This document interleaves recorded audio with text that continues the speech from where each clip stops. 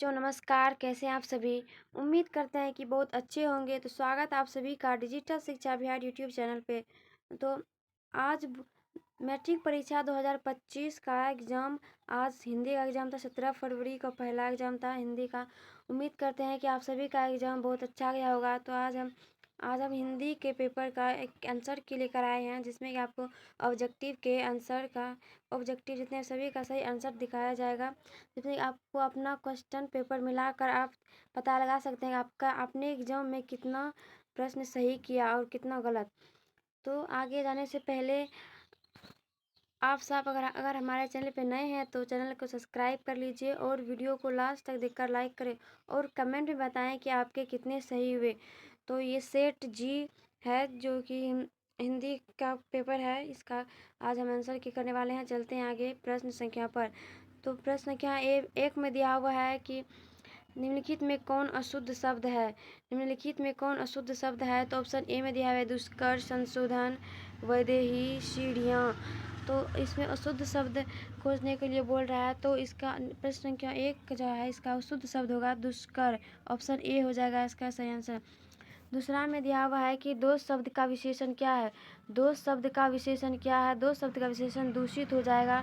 चलते हैं आगे। नेह शब्द का विशेषण, नेह शब्द का विशेषण नेही हो जाएगा। चलते हैं आगे प्रश्न संख्या चार में दिया हुआ है कि तामस का पर्यायवाची शब्द क्या है। तामस का पर्यायवाची शब्द तामसिक हो जाएगा। प्रश्न संख्या 5 में दिया हुआ है कि मेरी बहन स्वाति अपनी सहेली के घर गई है, यह किस वाक्य का उदाहरण है।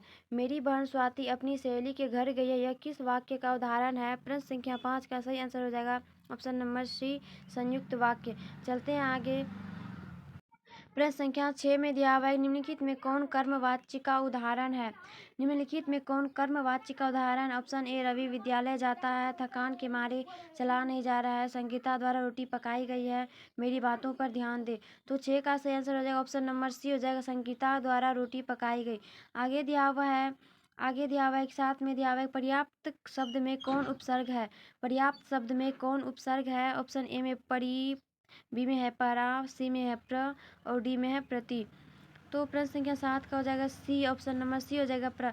इसमें दिया हुआ आघात शब्द में कौन उपसर्ग है। आघात शब्द में कौन उपसर्ग है। उपसर्ग जो शुरू में लगते हैं उसे उपसर्ग कहा जाता है। ऑप्शन बी हो जाएगा आ। चलते हैं आगे। प्रश्न संख्या 9 में दिया हुआ है कुपात्र शब्द में कौन उपसर्ग है। कुपात्र शब्द में कौन उपसर्ग है। कुपात्र शब्द में उपसर्ग बताने के लिए बोल रहा है, तो उपसर्ग आगे में लगता है तो कु हो जाएगा ऑप्शन नंबर डी। चलते हैं। लुटिया शब्द में कौन प्रत्यय है। लुटिया शब्द में कौन प्रत्यय है। तो लुट, लुट और जो इया हो जाएगा, लुट हो जाएगा उपसर्ग और इया हो जाएगा प्रत्यय। ऑप्शन ए हो जाएगा इया। चलते हैं आगे। नौकर की कमीज किसकी रचना है। यतेंद्र मिश्र, अशोक वाजपेयी, अमरकांत या विनोद कुमार शुक्ल। नौकर की कमीज किसकी रचना है। तो इसका हो जाएगा विनोद कुमार शुक्ल की रचना है, ऑप्शन नंबर डी।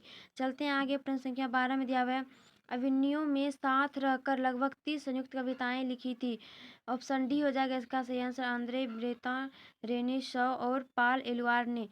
चलते हैं आगे। अब प्रश्न संख्या 13 में दिया हुआ है कि पंडित बिरजू महाराज ने गंडा किससे बनवाया था।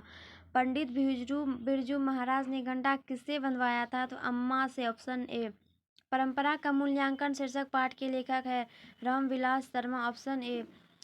आगे दिया हुआ है कि 15 में दिया हुआ है बहादुर कहाँ से भागकर आया था। आप सभी को पता होगा कि नेपाल से बहादुर भागकर आया था, ऑप्शन ए। बादशाह अकबर ने जो सिक्का चलाया था उस पर किनकी आकृति अंकित है। ऑप्शन ए लक्ष्मी गणेश की, राधा कृष्ण की, राम सीता की, शिव पार्वती की। ऑप्शन बी हो जाएगा राधा कृष्ण की। चलते हैं आगे। दिया हुआ 17 में दिया हुआ है प्राणी शास्त्रियों का ऐसा अनुमान है कि मनुष्य का अनावश्यक अंग उसी प्रकार झड़ जाएगा जिस प्रकार उसकी पूंछ झड़ गई। किस प्रकार की पंक्ति है। तो नाखून क्यों बढ़ते हैं। Option number B. आगे दिया हुआ है कि मैक्स मूलर ने किस रचना का जर्मन भाषा में अनुवाद किया। तो मेघदूत, ऑप्शन ए। चलते हैं आगे। प्रश्न संख्या 19 में दिया हुआ है नलिन विलोचन शर्मा के अनुसार महल और झोपड़ी वालों की लड़ाई में अक्सर कौन जीतता है। नलिन विलोचन शर्मा के अनुसार महल और झोपड़ी वालों की लड़ाई में कौन जीतता है। यहाँ बताना है कि महल और झोपड़ी वालों की लड़ाई में कौन जीतता है। तो अक्सर महल वाले ही जीतते हैं। आगे दिया हुआ है 20 में कि धरती कब तक घूमेगी शीर्षक पाठ की नायिका कौन है। धरती कब तक घूमेगी की शीर्षक पाठ की नायिका जो है वो सीता है, ऑप्शन डी। यह घर नवीन कहा, यह किस विशेषण का उदाहरण है? यह घर नवीन कहा, यह किस विशेषण का उदाहरण है? तो प्रश्न संख्या 21 का सही आंसर हो जाएगा ए, हो जाएगा गुणवाचक। चलते हैं आगे। प्रश्न संख्या 22 में दिया हुआ है, थान भर कपड़ा किस विशेषण का उदाहरण है? थान भर कपड़ा किस विशेषण का उदाहरण है? इसका सही आंसर हो जाएगा ऑप्शन नंबर बी, सार्वनामिक। 23 में दिया हुआ है, शाश्वत खाता होगा किस वर्तमान काल का उदाहरण है? शाश्वत खाता होगा किस वर्तमान काल का उदाहरण है? तो प्रश्न संख्या 23 का सही आंसर हो जाएगा ऑप्शन नंबर डी, हो जाएगा सही आंसर, संभाव्य वर्तमान काल। चलते हैं आगे। दिया हुआ है, निम्न में कौन वाक्य अकर्मक क्रिया का उदाहरण है?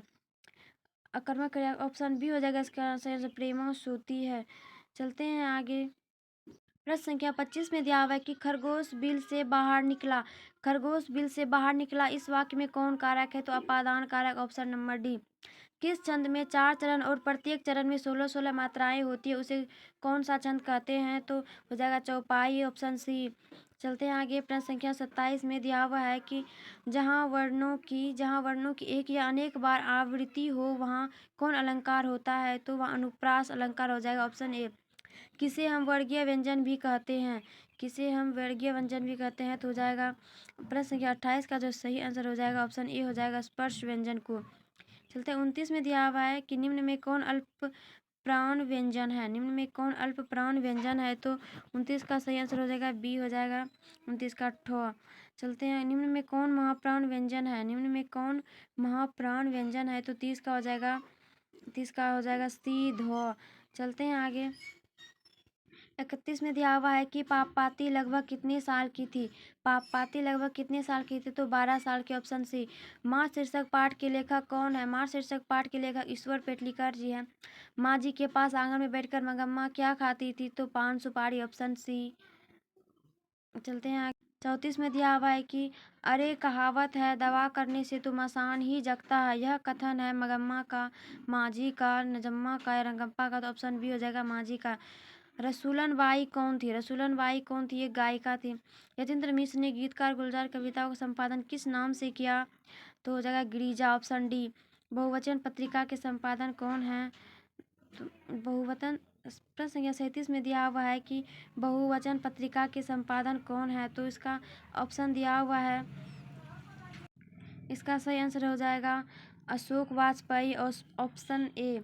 चलते आगे। प्रश्न संख्या 38 में दिया हुआ है कि शहर अब भी संभावना है, किसकी रचना है? शहर अब भी संभावना है, किसकी रचना है? तो अशोक वाजपेयी, ऑप्शन सी। निम्नलिखित में किस पाठ की विधा निबंध है? इसमें हो जाएगा नाखून क्यों बढ़ते हैं, ऑप्शन ए हो जाएगा। The custom in India there mechanism किसकी रचना है? तो भीमराव अम्बेडकर, ऑप्शन बी। चलते हैं आगे। आगे 41 में दिया हुआ है कि जिसे नहीं जीता जा सके, वाक्य खंड के लिए एक शब्द है अजय, बी। जिसका तेज निकल गया, वाक्य खंड के लिए एक शब्द है निस्तेज, ऑप्शन बी। कायर शब्द का विलोम, कायर शब्द का विलोम निडर हो जाएगा। चलते हैं आगे।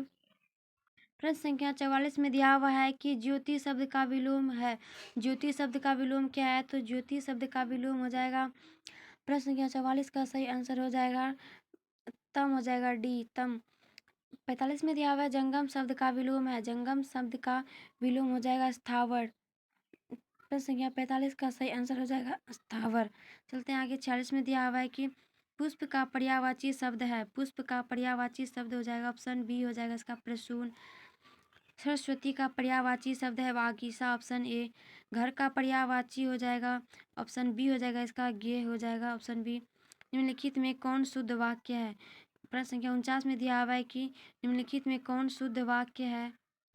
प्रश्न संख्या 49 का सही आंसर हो जाएगा बी, हो जाएगा राम को पुस्तक पढ़ना चाहिए। चलते हैं आगे। प्रश्न 50 में दिया हुआ है कि निम्नलिखित में कौन शुद्ध शब्द है? निम्नलिखित में कौन शुद्ध शब्द है? तो इसका हो जाएगा वाहिनी, ऑप्शन डी हो जाएगा। सुमित्रा नंदन पंत किस वाद के कवि हैं? तो इसका छायावाद हो जाएगा, ऑप्शन ए हो जाएगा। 52 में दिया हुआ हिरोशिमा शीर्षक पाठ के रचनाकार हैं, हिरोशिमा शीर्षक पाठ के रचनाकार जो वो अज्ञेय हैं, ऑप्शन सी।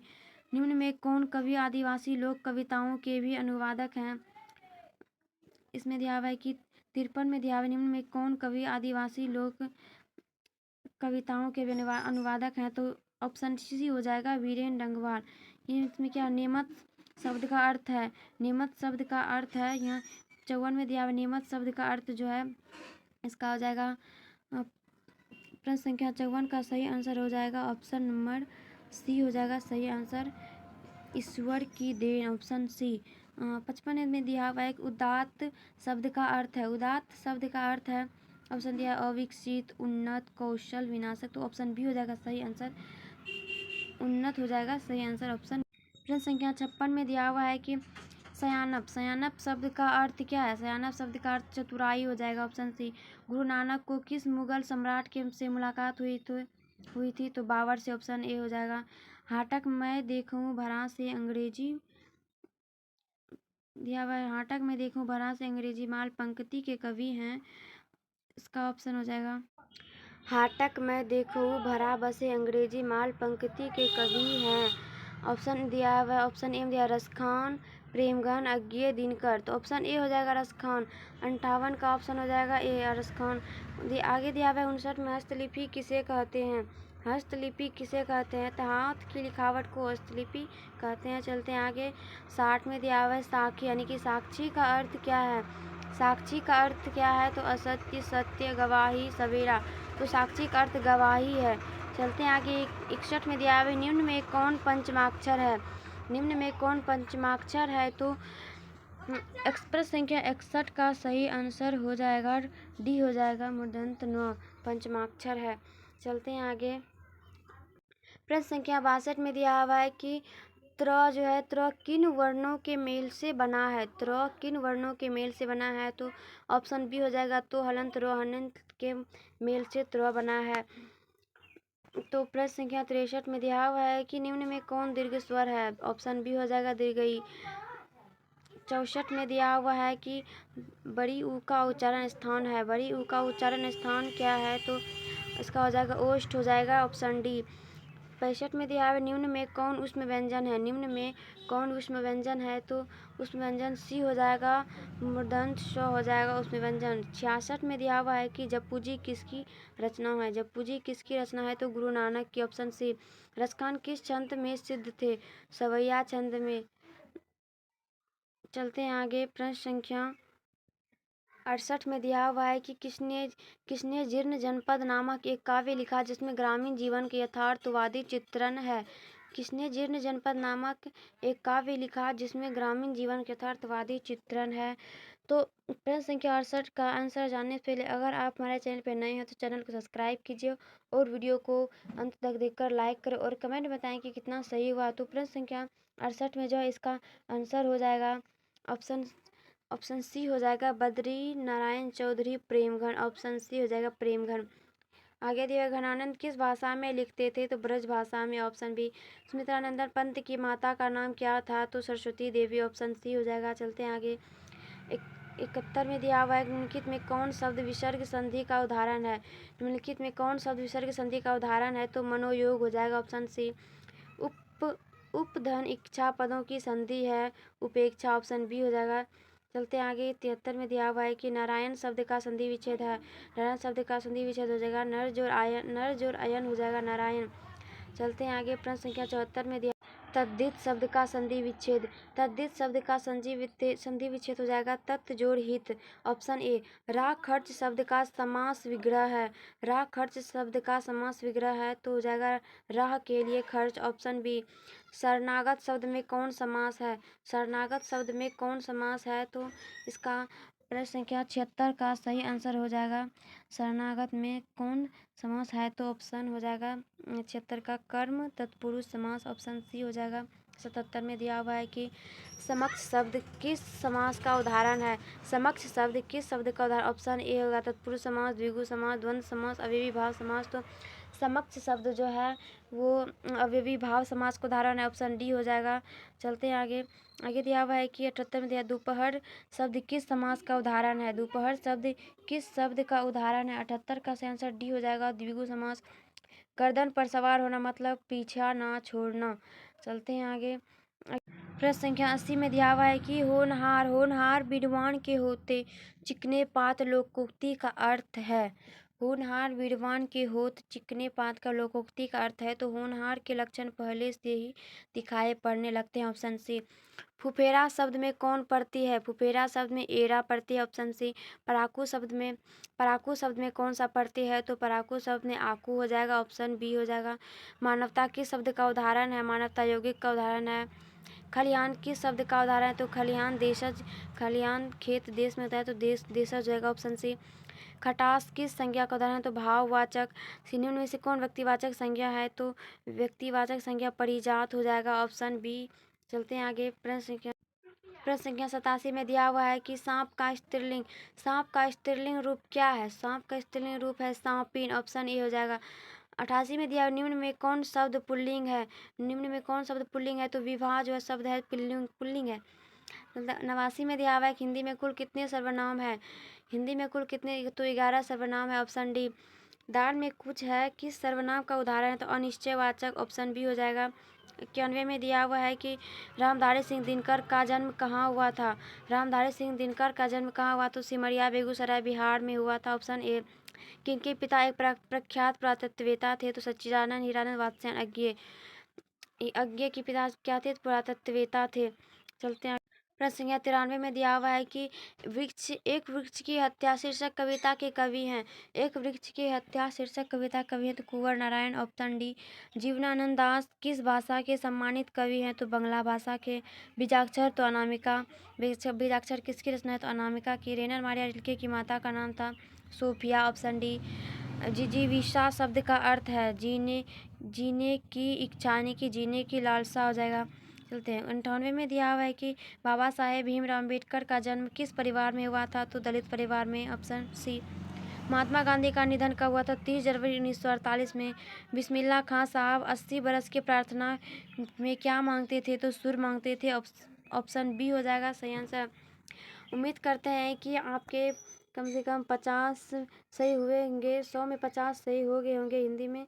तो यहाँ पूरा उम्मीद करते हैं मिला लिए होंगे। तो आप सभी का,